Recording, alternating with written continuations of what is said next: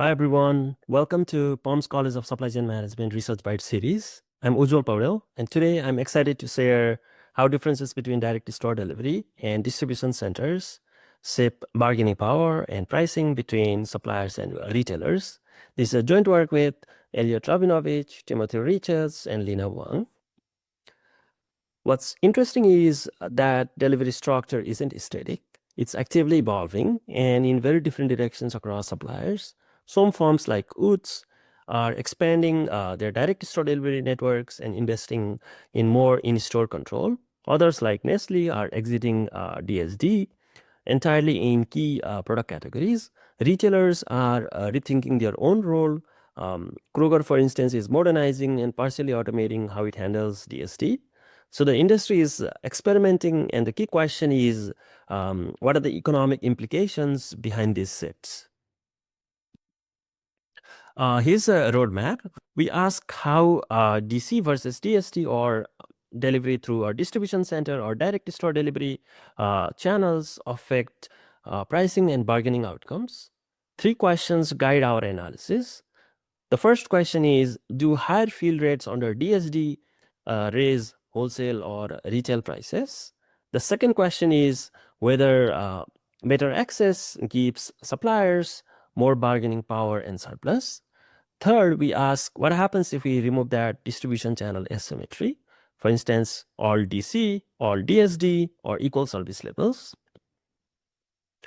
Here's a quick preview of what we find.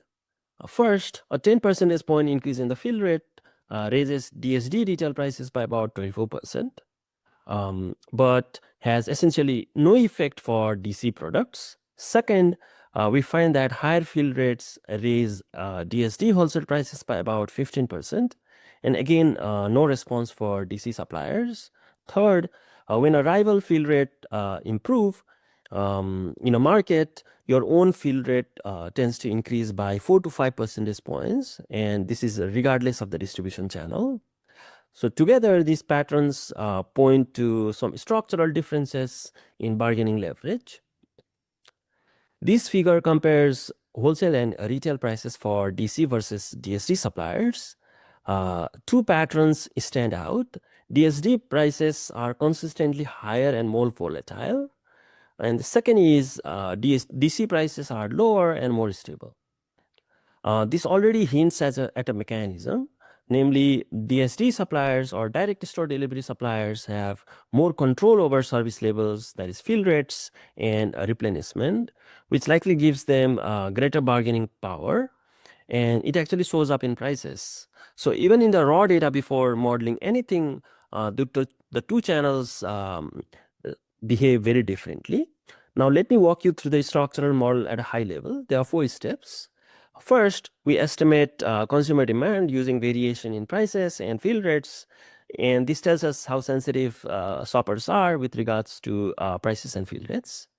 Second, we use these demand estimates and recover retail marginal cost by modeling veteran NAS price competition across stores.